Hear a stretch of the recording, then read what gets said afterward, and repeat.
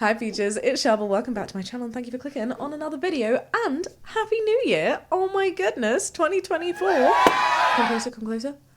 Oh, 2024 looks good on you. And if you, like me, are one of those people that's sitting there watching YouTube videos with no makeup on, your hair's a mess, you're in bed, probably half naked, I still mean it. Good for you.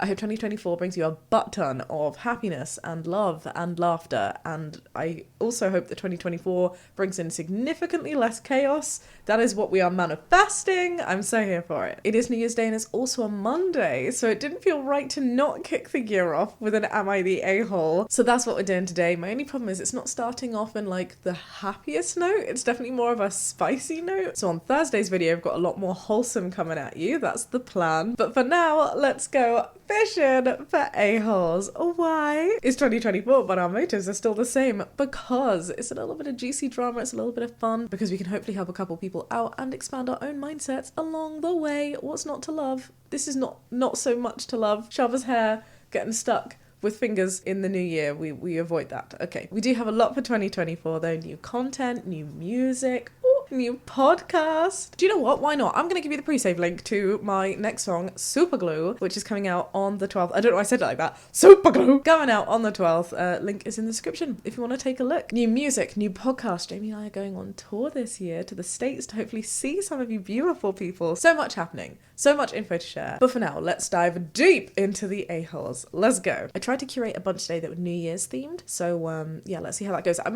just need to say, I'm really conscious of the way that I say New Year's. I feel like I say New Year's, but it's New Year's. But every time I say New Year's, I mess it up. Or it sounds really silly. And I talk really fast and I don't think before the words come out because that's what ADHD does. And so you just get New Year's, okay? It's New Year's. It's New Year's. It's New Year's. Let's go. Am I the asshole for choosing to go to work on Christmas and New Year's Day? I'm a 26-year-old man and I live in the Philippines where Christmas and New Year's are very important family events. That's funny because my head was like, where is it not an important event? But actually for many cultures, it's not. A lot of Muslim-dominated countries don't celebrate Christmas. And I guess in some cultures, the Chinese New Year or the Lunar New Year, there we go, the calendar New Year is not as meaningful. So fair enough.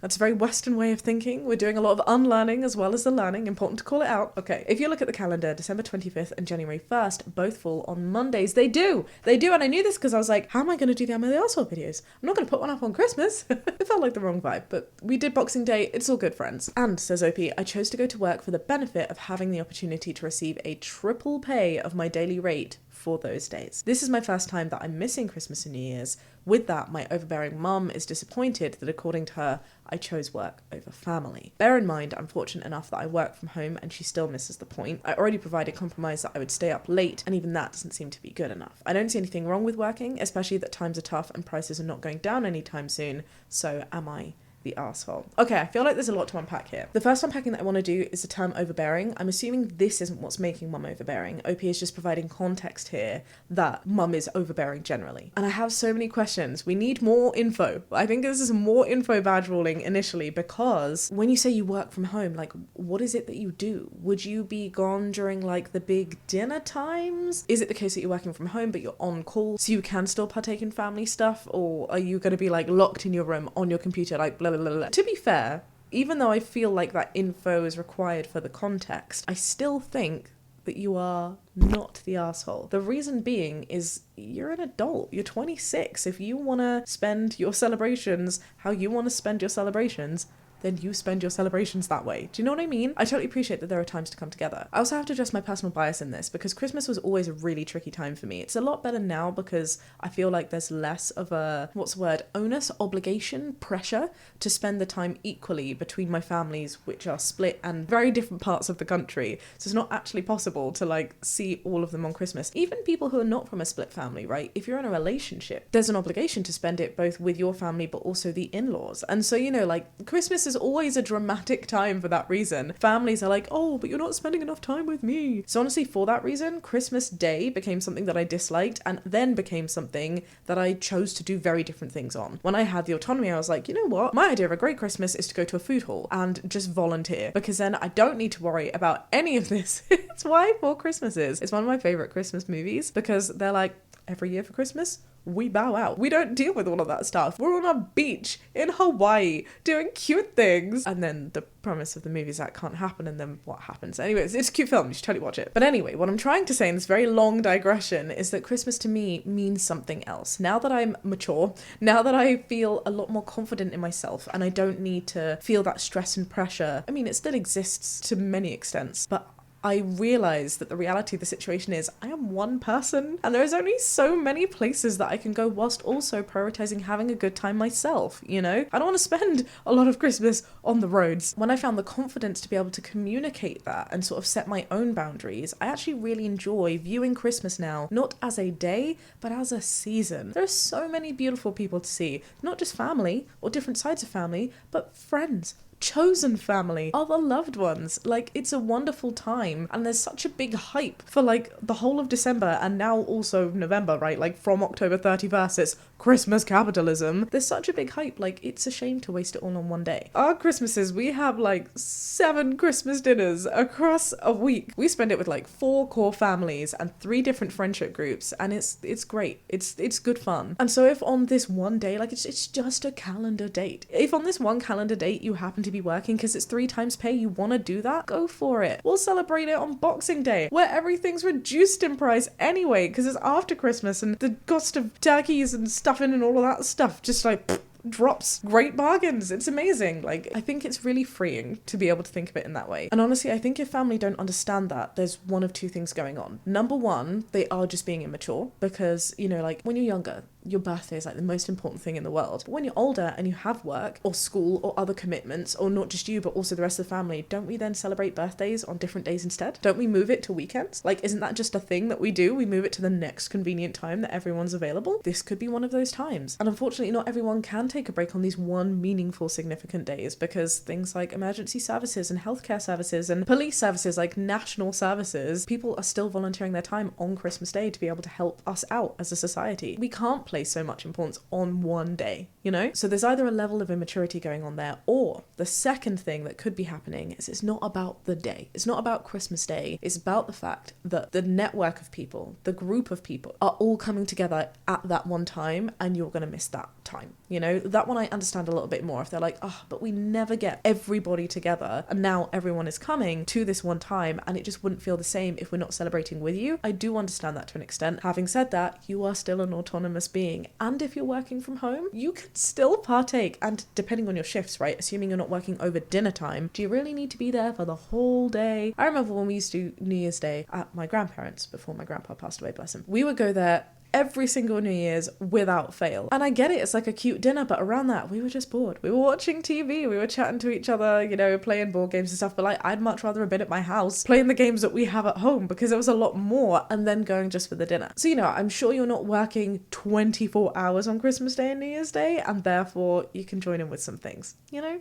So yeah, not the arsehole. And I guess this is like a little PSA moment from me, that if you have family who are struggling with decisions, whether that be for work reasons and the fact there's 3 times pay, and babe, yeah, cost of living crisis, go get that dollar. I would encourage you to do the same. I would work if I got 3 times pay. But even if it's not for that reason, even if it's just because, you know, there's so many people that your offspring or your offspring's partners or your friends need to go and see, like, allow some patience. This isn't supposed to be a chore. It's not supposed to be stressful. Christmas, New Year's, these are celebrations. We find times that are convenient for everyone. We appreciate the fact that we can be in their company and we can spend that time together, and it really doesn't matter what calendar date that falls on. That's just my opinion. Just putting it out there. Should we see? Is that spicy? I don't know. Let's see what other people say. You are a full-grown male. Do what you want. Better to set an example with mum sooner rather than later. I also find, like, it's trickier when you're the first person. I am the oldest of... Hang on, I have to count. I always forget to include myself. I'm the oldest of 7 siblings, which is...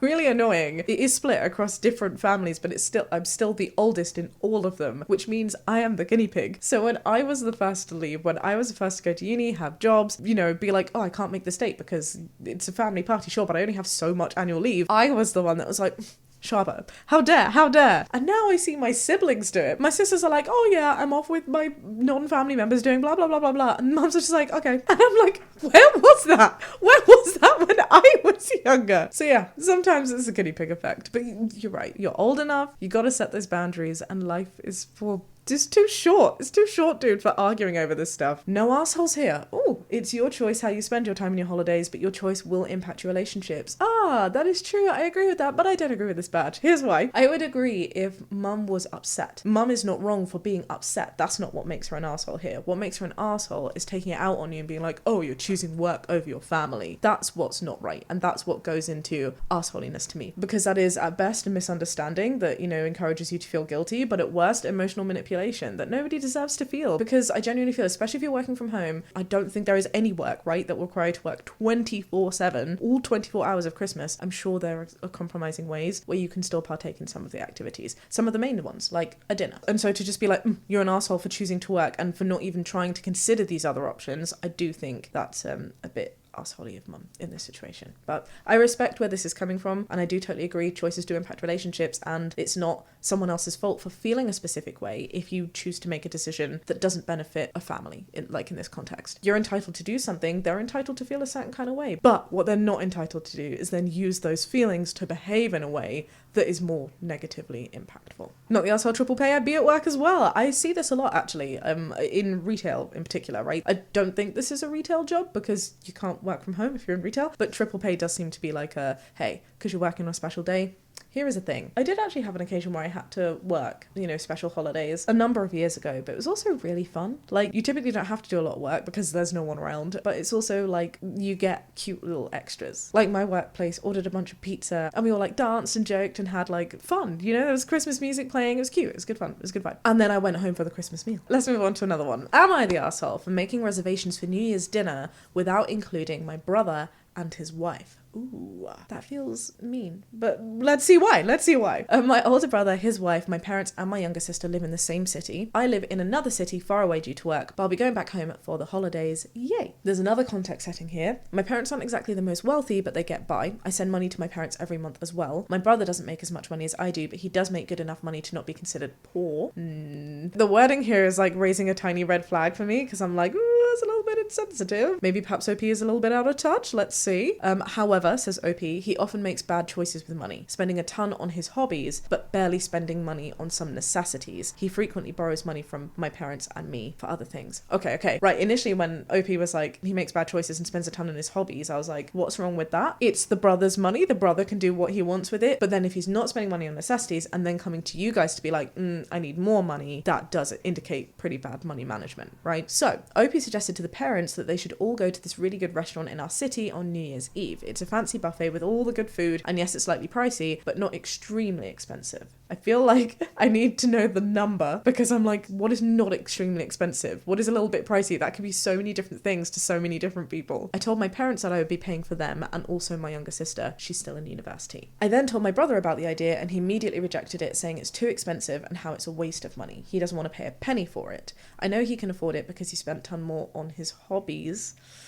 It's that little red flag again that's popping up, like, okay, maybe it's expensive. Maybe that's not where the brother wants to prioritize the money if he has the funds, in which case I could kind of see your annoyance if you're like, well, I want to do this thing and it's going to be a family thing and you don't want to pay for it. I can see the annoyance. I still don't think that you're entitled to be like, you must spend your funds on this expensive dinner. Bunny is because I don't know if it's expensive because no number has been given. But at the same time, just because brother has spent a ton more on his hobbies, as OP says, what if that's why he doesn't have the money to do it now? You can't be like, I've seen you spend all of this money and for that reason I know you have the funds to do this because like I spent it all.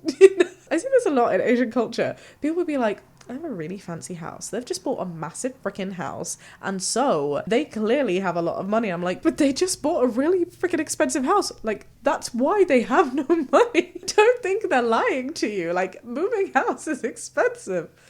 Anyway, my point is, this is a very big assumption, and we know about assumptions, they make an ass out of you. So that's my little red flag there, but let's read on. I told him, says OP, that it would be nice if he joined because my dad really wants to have the family together for dinner. My brother refuses and says that it's not fair for him because it's too expensive, and he won't pay for it unless I help pay for it as well.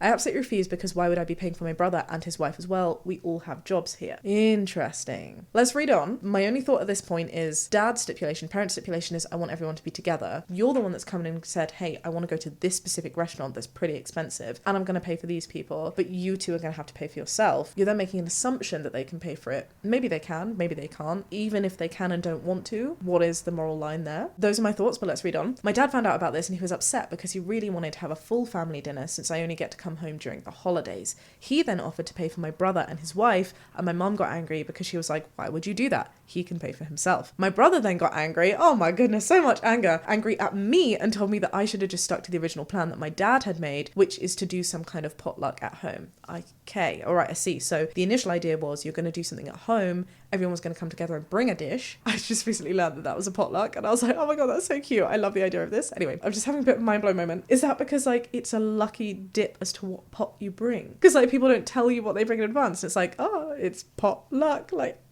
maybe you'll like it, maybe you'll not. Oh, the little things. Anyway, where were we? I told him that this isn't something we do often, and growing up not so wealthy, I'd love to treat our parents once in a while. This is sweet. I can see where OP's coming from and it's very sweet. But what I'm hearing are different ones. What the parents want is for the family to be together. Not to go to a fancy restaurant. They don't mind. They just want to be together. They also don't have too much money. And so the mom's like, hey, don't spend extra money on other people coming to this fancy restaurant. We can't afford it. Then what I'm hearing from OP is that they specifically want to do the fancy dinner and they're expecting that brother can just pay for it. But it might be that brother doesn't have the funds, or if they have the funds, they don't want to put it towards this. Is that a bit arseholey? Maybe, but also they're perfectly within their right to do it. Like, I don't think it makes them an arsehole to not want to spend the money on a really expensive meal. What is the expense? I need to know this number. Let's keep reading. My brother and his wife were like, well, I don't care, we're not going, so you better make your choices. I said, okay, guess you're eating somewhere else then, and then proceeded to make a reservation for just the four of us. Oh no. My brother then called me a huge arsehole for splitting the family during New Year's Eve when we were supposed to spend the time together, and now he has to find somewhere else to be for New Year's Eve with his wife. Am I the asshole? Should I have stuck to the original plan so we could all spend time together? Yes, I'm sorry, I do think you're the asshole. Okay, I feel like OP is maybe coming from a real sense of privilege where they're really just assuming that the brother's position of money is the same as what they have or is what they can see, which doesn't seem to be the case because the brother's so against paying for it. Do you know what I mean? Also, with the little red flag moments, I just feel like maybe OP, from what they're saying, you know, like, oh, they're not poor, things like that, like it's not sitting well with me, the tone. I'm getting the vibe that maybe OP is a bit what's the word, blinkered by their own view and financial position. There's that. But most importantly, if your parents didn't want to go to a fancy restaurant, they don't mind, but their primary stipulation is we want to be together as a family. That's the whole point. And you're now saying, oh, I'm coming and I also want to take it to this restaurant, and now I've made the decision to book it without them because I'm causing this issue. We could easily all do stuff with potluck at home, but we're not going to because I want to go to this restaurant, and therefore I'm stipulating that we aren't going to do it together, and then you go ahead and make the booking. It's not okay. It's not okay. That is arseholey. I don't think that's very okay, because yes, I see your good intentions where you're trying to like please your parents, but you're not listening to what they're saying. They're not saying they want a fancy restaurant meal. They're saying they want to spend it as a family. And you've just gone ahead and said, well, I don't care about that. I'm going to specifically not spend it as a family because I want the expensive meal. I feel like you have great intentions, but you're just not listening. You're not, there's a lack of empathy here, which is leading to arseholiness. That is my conviction. Not the arsehole. Your brother sounds exactly like mine, always driving a new vehicle, always wearing expensive clothes and shoes, but God forbid you expect him to pay on an outing because he just doesn't have the money for it. You know what? If that's how people want to spend their money though, that's how people want to spend their money. You might think that it's selfish. I may agree with you, but that's not our prerogative. You don't make that money. You know? We can't be in control of how other people spend their money. My mum and I spent years covering my brother and even his son's way on various family outings and vacations because he couldn't afford to be there, but would throw an adult tantrum if he wasn't invited. Okay, that makes it very different, and that is arseholey, but this situation with OP is not that, because there was an alternative. There was an original plan that was significantly more cost effective that brother and wife were happy with, but you changed it to make it more expensive and then split the family up. So I see where this is coming from. I agree with this comment from their experience, but I feel like this is why I say, you know, like there's three sides to every story, yours, as in the truth. We all approach things with our own lens. And the truth is unbiased. There is no lens. It's not to say that someone's lying. It's to say that we approach it from different life paths and different expectations. And I feel like this commenter's expectations are really skewing them from being able to see the truth, the reality of the situation. Just my thought. Not the asshole, but your sibling is. Give up lending him money. It's clear he's an ungrateful asshole who takes things for granted. He can pry open his pocketbook if he really cares so much about the family staying together.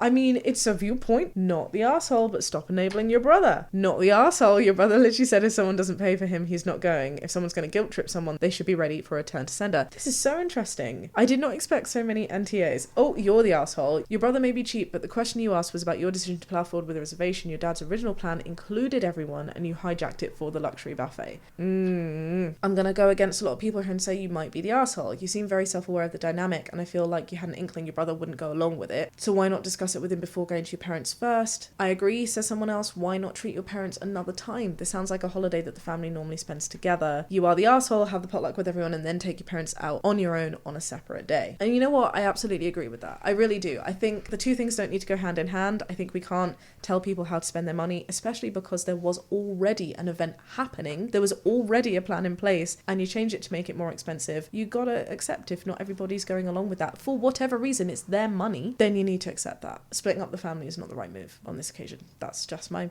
honest viewpoint. There is an update here and says my brother and his wife are going to the dinner as well. My dad paid for half of it. I feel like this is a bit bittersweet. I'm really glad that you're all spending it together, because ultimately that's what your parents wanted, and you're saying you're doing this because you wanted to give them a happy time, right? And that you're not listening to that being what they wanted. I'm also happy that you're going to the luxury buffet that you clearly wanted, and that your brother and his wife wanted too. But I do think that there are two sort of like dark clouds that's going to be hanging over this now, right? Number one, there's this conflict that makes the dinner already a little bit uncomfortable and awkward. It just felt totally unnecessary, and I would be surprised if there was no sense of tension going on because you were there and no quips are being made and blah blah blah. You know, everyone will have to be on like tip-top behaviour. And the second issue is the dad's then had to pay for half of it anyway, so mum is clearly not happy because she was like, well, why are we paying, you know? I just kind of feel like the alternative was you'd have all had the potluck and been really happy with it, and then you could have taken your parents out later to treat just them as a second additional celebration, but instead you're going to be holding resentment like, oh, why didn't you pay for yourself? Mum and dad are going to be holding resentment because they're like, oh, we're, you know, not so well off, and now we're having to pay for half of the meal anyway. And brother and wife are just going to be feeling a little bit awkward, like, oh, we're here, like, we're happy to spend it with you guys, but like clearly this is causing some kind of tension. So it is what it is. Yeah, I do stick with my arsehole badge there. Oh, to go fishing and find an arsehole so early in the new year. Wow. Should we move on to another one? Do you agree? Let me know your thoughts down below. It's a new year, it's the same safe space community. Be kind. All right, should we move on? Am I the arsehole for refusing to make our sweet diet culture free for the new year and suggest that my roommate switch rooms? Wow, these are some spicy ones today.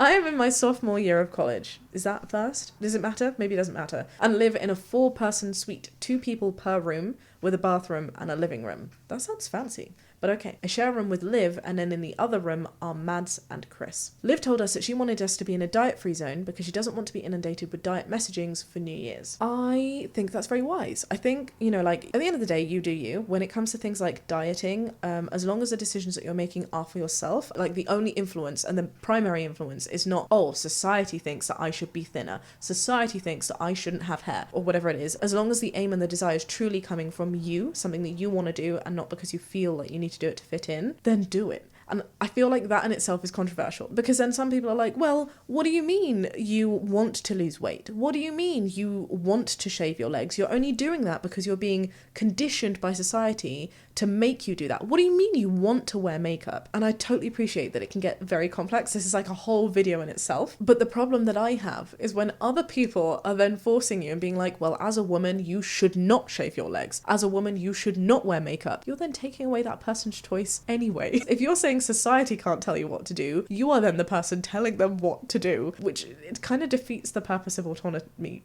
to me. I think what we really should be doing, the healthiest way forward, is to be educating and bring awareness to the fact that diet culture is absolutely a profitable thing, right? That ultimately does not benefit, it's predominantly women. I say women because that is predominantly the market that it's aimed towards, but truly it's everybody. Men, women and non-binary people all have the same pressures to look a certain way, to act a certain way, to spend money in a certain way that focuses on how they look. And the real kicker, right, is instead of spending the resources on allowing people to not be tired and to chill out and to have time to breathe, our capitalist society instead makes us overwork so that we can buy things to make us look less tired. It's dystopian. We live in the Hunger Games. But we don't think about that too much, especially not on New Year's, or else we cry. The point that I'm trying to make here is with education awareness, we need to be aware of what society's expectations are so that we can then develop a self-awareness of understanding, do I wear makeup because I think it's a fun form of art and expression? Or do I wear makeup because I feel like I need to because that's what society expects me to do? And as long as it's always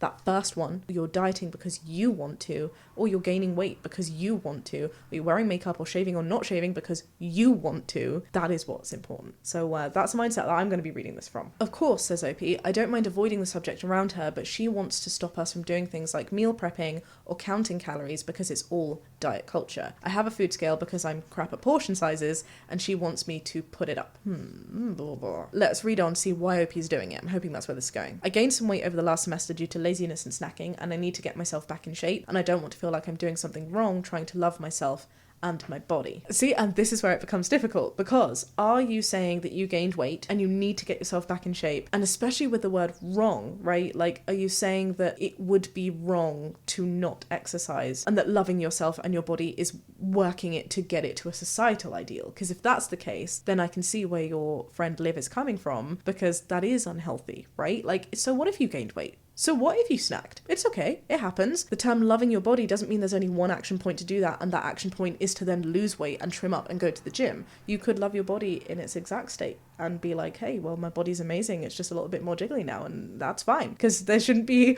moral assignments to our bodies, right? But if what you're saying is it's important to you to feel super fit, right? And to work out and to lose weight. Like me, for example, I know where my weight boundaries are. Me, Shaaba, I'm saying. Sorry, because sometimes I talk about things as if from the point of the OP. Me, Shaaba, I have PCOS, and so I know that I need to be a certain weight. And I go through phases of really wanting to lose weight, because with PCOS, it's very easy to gain weight and it's very difficult to lose weight, but being over a certain weight means that my body functions in ways that really displeases me. It means that my periods go really funny. I can't track them. I end up having like a lot of pain. Because it affects hormones, all of my hormones go all over the place, which means I'm not as in control of things like my emotions or my hair growth, which because of my ADHD means that I'm then like super fixated in like plucking at little hairs that appear on my beard, you know, that sort of thing. So when I go through phases of wanting to lose weight, I feel like I get attacked from two sides. One side is society being like, yes, you totally should. You absolutely need to. And here, spend all of your money on these things that will ultimately not help you but trap you in a cycle of feeling really crap about yourself. But then on the other side, I have a self-love brigade that take it too far, and they're like, oh, but why? You shouldn't feel the need to lose weight. And I'm like, but I'm wanting to do this for me. Like, I know where my boundaries are. I know how my body needs to function for me to be happy. You need to let me do that. It's all about a balance, right? Ultimately, it's all about autonomy. And that's what I'm trying to understand here. I don't think it's very clear if OP is doing it for themselves, and therefore if Liv is in the wrong, or if Liv is correct and OP is just caught in diet culture society. Let's read on. Mads is with me, so the two of us decided to propose that we just have Liv switch rooms. Liv got really upset and said that she was really hurt that I would choose diet culture over living with her. I said that I don't want to hurt her, but that me getting back into shape is important, and that I also think that having me and Mads supporting each other will make it easier for us to stay on track. Chris was in support of just changing rooms. She's okay with keeping it all out of the communal spaces, and Liv made a really big deal and has been excessively posting on TikTok and Instagram things like your fat friends don't need to hear about how you're afraid of looking like them. And all that. Ugh. Which I'm kind of offended that she's trying to make my thoughts and feelings about my body somehow about her. She doesn't usually show narcissistic tendencies. Oh, you need to be careful with the word narcissistic there. Especially if Liv's had an eating disorder or feels that, you know, certain boundaries need to be set for her to feel comfortable in her mind. It's really difficult to make a judgment without knowing, as I said, if OP is doing this because they want to or because they really are stuck in like societal stuff. But it's really weird to me, says OP, because it's like when people are like, oh, you think you're fat, well, what does that make me then? And it's like, chill sis, none of us were talking about you. Mads posted on Am I the Arsehole forum once about some family drama, so she said that I should see what you think. Interesting. I will just say, this is why I love this forum, right? It's true, like if you don't know your own opinion, it's sometimes a really good idea to get an outside perspective. So I'm grateful that this exists. I'm grateful that we can do these kind of videos and encourage even more healthy discussion in the comment section. Right, am I the arsehole? My inkling is saying everybody sucks here. That is my badge. And this is why. I can see where Liv is coming from. And I think it's really tiresome sometimes when you see so many people being stuck in a diet culture rut, right? If that is what's happening and Liv is like, look, we need to not be talking about this and making this the only thing that we talk about in the new year, because why the flip is a new year, again, another arbitrary calendar date, anything more than a financial excuse, a good marketing campaign to make people sign up more to go to the gym, diet more, be unhappy with themselves. January is already the saddest month of the year. We don't need to add even more expectations on ourselves that ultimately don't benefit us, but benefit the capitalism that we contribute towards at the expense of our personal well-being. That's what it is, right? So if Liv is in that mindset, I totally understand why she's wanting to make her friends aware that that is what's going on. However, I do think going on TikTok and then being like, well, imagine how that makes me feel if you're, doing this because like you think you're fat, what about me? That sort of vibe, and then posting it online. I can even understand Liv then being like, oh, it's such a shame that you're wanting to prioritize diet culture than being my roommate, when what I'm saying is, hey, I want to protect all of us, but primarily myself, but also you guys too, right? From this crappy messaging that seems to be infiltrating. If what OP is doing is actually just diet culture, not for themselves, right? This is the viewpoint I'm taking this one from. I see that, I get that, and I see why Liv would be hurt. But where I do think that Liv is crossing a line is when you then go online and you say things like, oh, like you're afraid to look like me. I don't think that's what's happening there. And I think that comparison of body type speaks more to Liv's insecurities than it does to OP's intentions, right? Everyone is still allowed to have autonomy. That is what it's all about. And if ultimately even explaining this stuff, right, to OP doesn't want to change and continues wanting to lose weight, it is not Liv's position to then be like, oh, well, actually, this is ultimately about me because they don't want to look like me. That's not the case. The other thing that's making me feel like maybe OP is kind of involved in the diet culture of it all and isn't just doing it for themselves is they've not said it, right? Normally in a post like this, if someone's like, I get it, we shouldn't be calorie counting, we shouldn't be trying to lose weight for any other reason than just myself, you would see that kind of self-awareness in a post like this. And because it's not said, again, it's an assumption, so take it with a grain of salt, but I'm feeling like maybe OP is perhaps going a bit overboard with things like calorie counting, with things like having scales out, and that's why Liv's wanting to